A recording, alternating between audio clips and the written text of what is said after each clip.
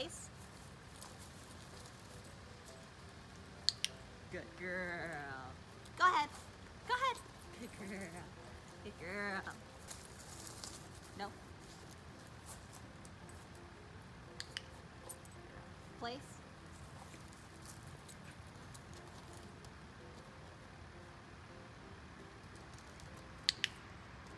Girl. Girl. Girl. Girl. Go ahead. Down. Good girl.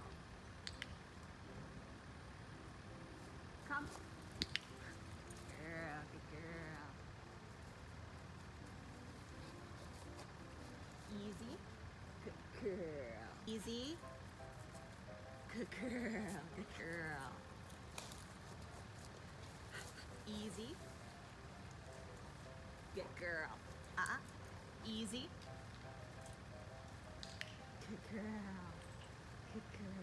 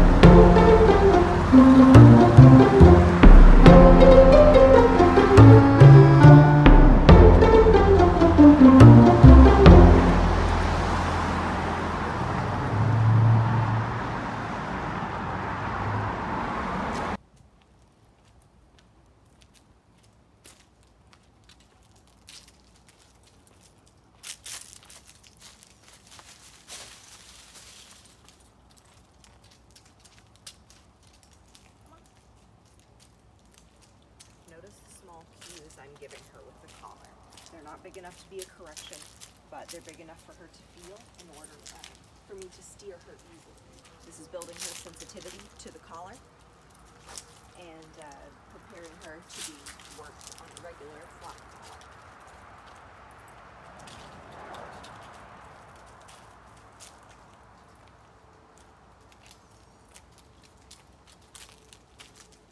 Sit. Girl.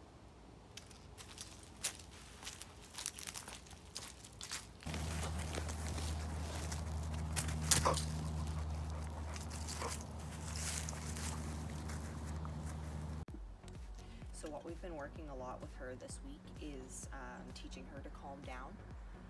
All of the things that you've been seeing, which is her frantic licking, mouthing, the urination when you walk into a room, those are all signs that she is overexcited. Here's an example of rapid fire treating. I'm going to want you to do this with her about every day or every other day. This is going to help build a lot of focus.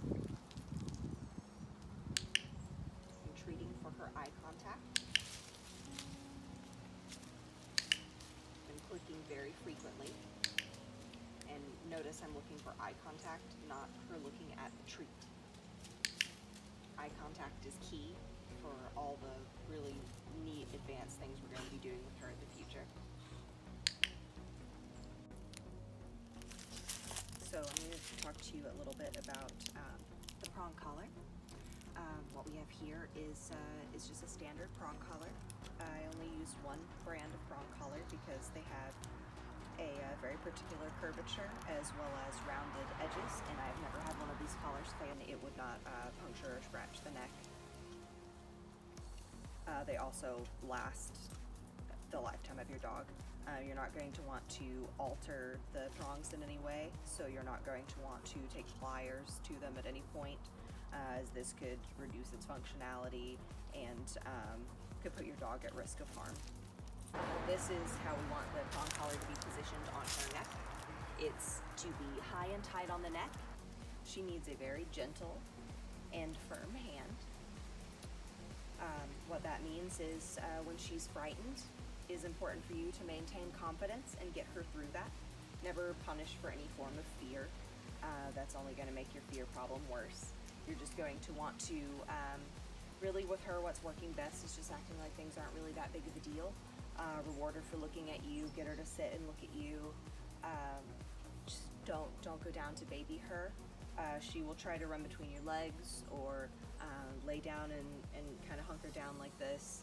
And we just want to show her that we have everything under control and she can trust us. 6 months is typically a difficult time for puppies and puppy owners, and that's because being adolescents, they test their boundaries. She's going to continue to test her boundaries, so maintain very firm and very consistent with everything that she's learned. Everything that we work on in sessions, continue working with, because if you don't maintain consistency in this delicate time period, you're going to have a lot harder of a time later on in her life.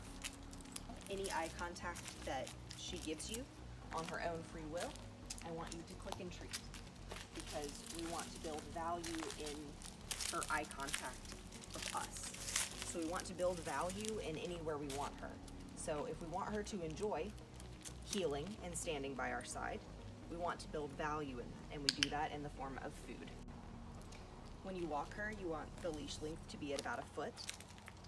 When you stop, she sits. She's already automatically sitting.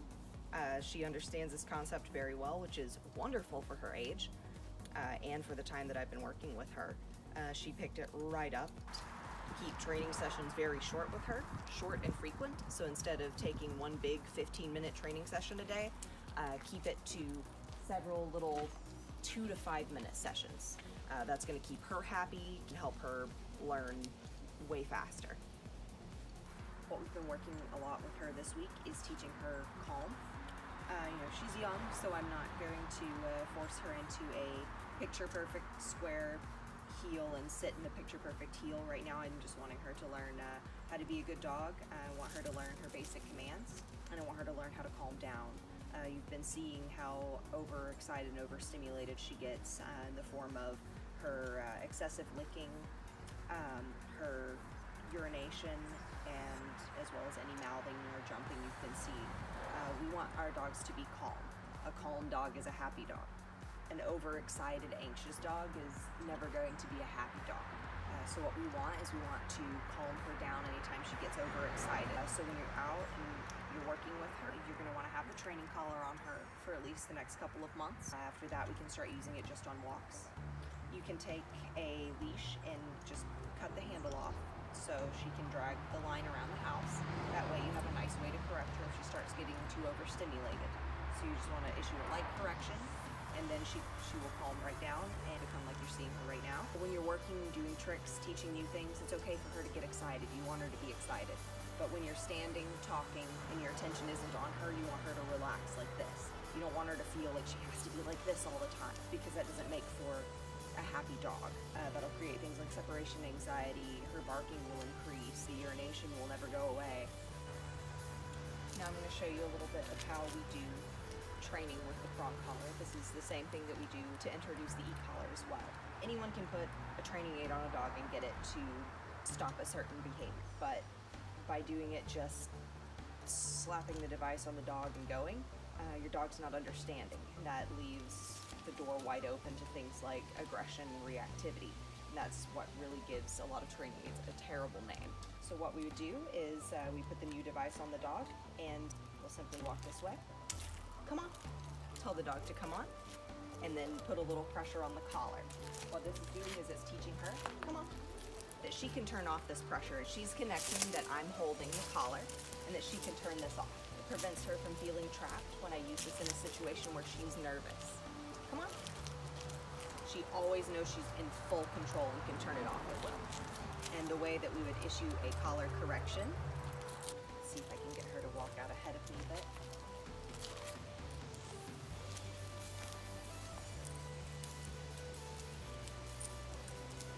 I made several light tugs. You're going to want to do several tugs rather than pulling and holding. Pulling and holding is just what this collar does, is it simulates a dog's bite.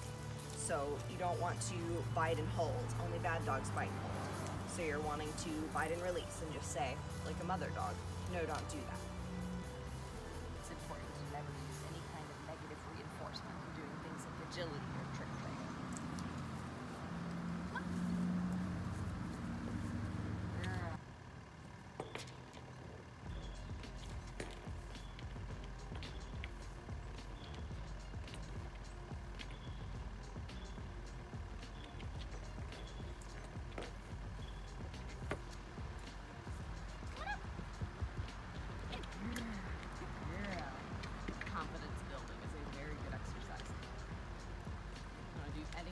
Dog that'll build some confidence, even if you have to look dumb in the process.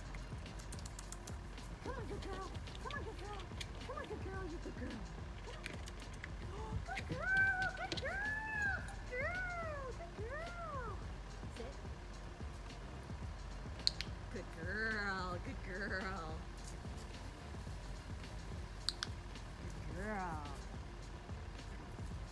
And by overcoming that fear and that big scary thing, now she's going to trust me a lot more.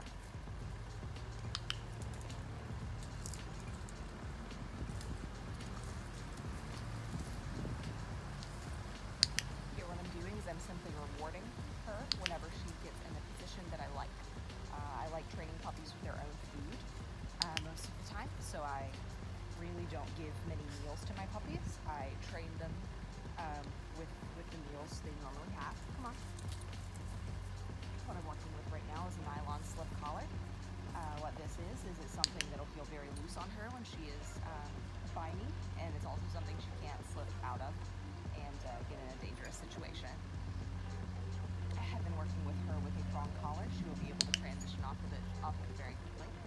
She came to us pulling really, really hard, and that's very dangerous on her neck. What I'm working right now with is focus. Anytime she looks up at me, not at my treats, but up at my face, she's getting a click and a treat. It's very important. Click and treat, click and treat, click and treat. And you want to see things like this, which is her settling down. It's her knowing that I'm going to be running my mouth for a while, and she's acceptant of it. That's very good.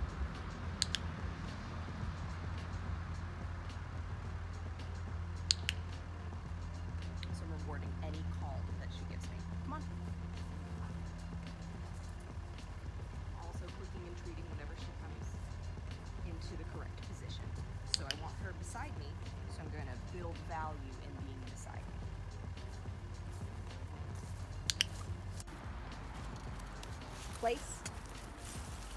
Down. Good girl. She is very, very toy driven. So playing tug is a great way to teach her how to let go of things. Drop it. Good girl.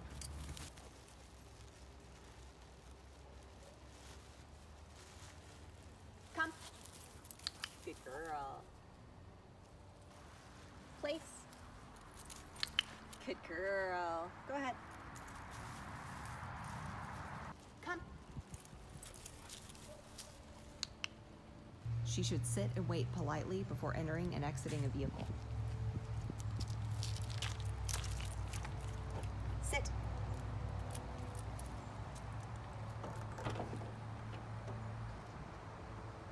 Wait. Go ahead.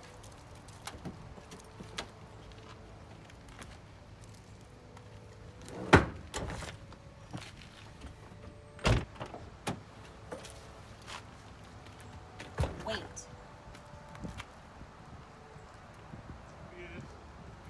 Go ahead. Here's the prong collar. This is actually what I'm sending you guys home with is a quick release prong. So I'm going to show you the two different ways to use this. Here is the normal method for non-quick release prongs. Simply put one end into the other and squeeze. And the process is the same for taking it out. Don't use pliers to bend or alter the prongs in any way. Here's the second way. Notice how the chain is not looped. Second way to take the quick release prong off is to squeeze this, and the chain simply comes out like this. Putting the quick release prong on can be a bit more tricky. You simply thread the chain through here, and then clip this into the end of the chain.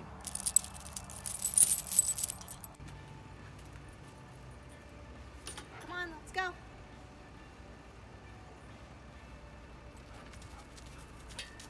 Girl. Sit.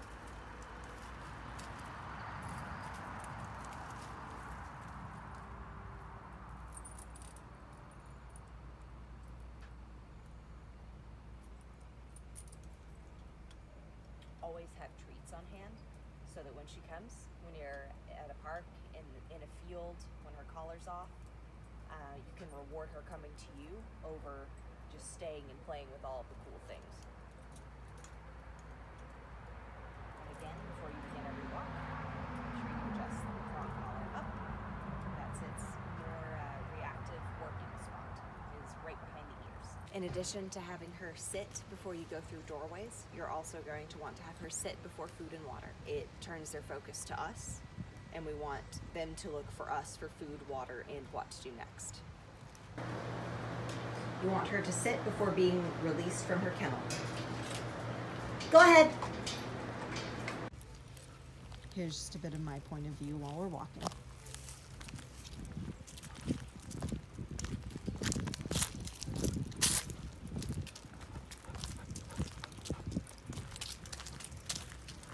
Notice how I keep the leash very loose because I don't want her to be feeling the collar on her constantly.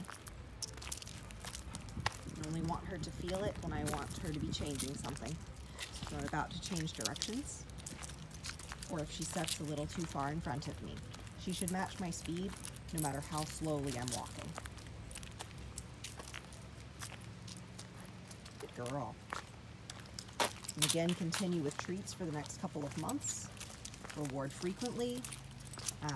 There's plenty of time of her life to wean her off of treats. She will not become treat dependent.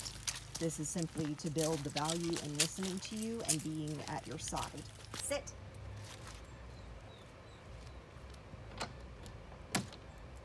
Come on.